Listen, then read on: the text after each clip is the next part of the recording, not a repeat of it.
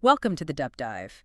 Today, we're really zoning in on Solomon Cross. Gideon's older brother. Yeah. Exactly. We're drawing from episodes 4 through 8, basically. And what we're seeing is this picture of, well, control. Definitely. Polished, successful real estate guy. Public image is squeaky clean. Right. It practically sparkles.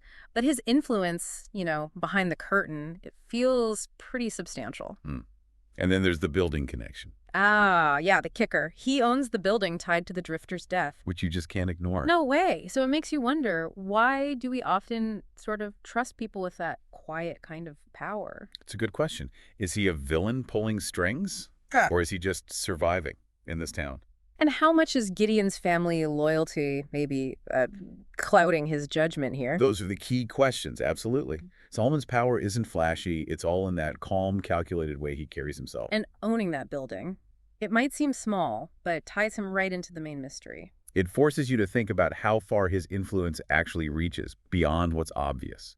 Okay, so let's dig into that controlled power idea.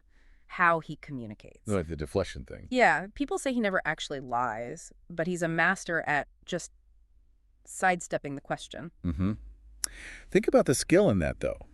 Avoiding a straight answer without technically saying something false. It's pretty sophisticated. How does that even work psychologically?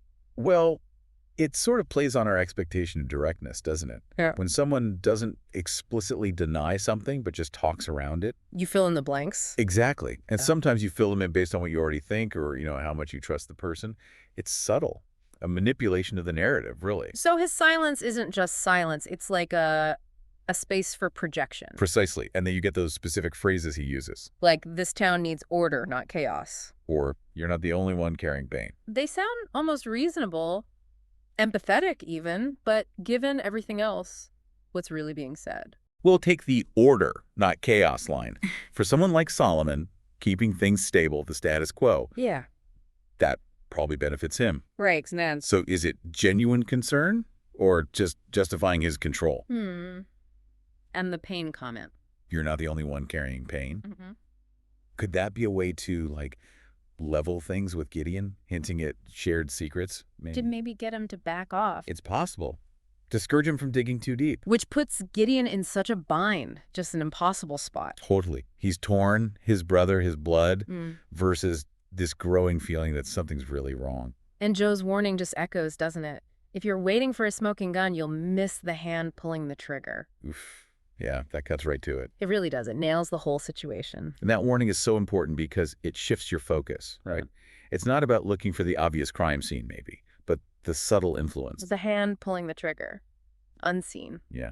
And for Gideon, investigating his own family, especially Solomon, that's a huge ethical minefield. How do you even navigate that? Faith in your brother versus, well, the facts stacking up. The personal cost could be immense. It's that classic battle, isn't it? Wanting to believe versus what you're starting to actually see. And Solomon himself, he kind of represents a different type of power. Not messy chaos, but control.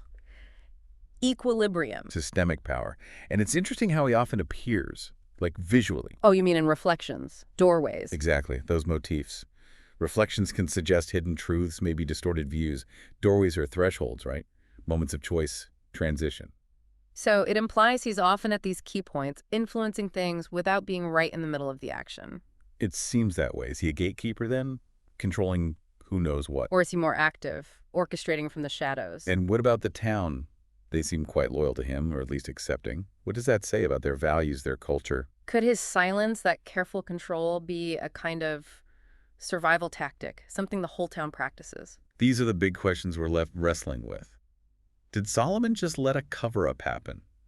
Maybe for what he sees as the town's stability. Or did he actually make it happen? Was he instrumental? Is he protecting the town in general or someone specific? And how does he really view Gideon now? Is Gideon a threat, an obstacle, or still his brother, despite everything? It's complicated.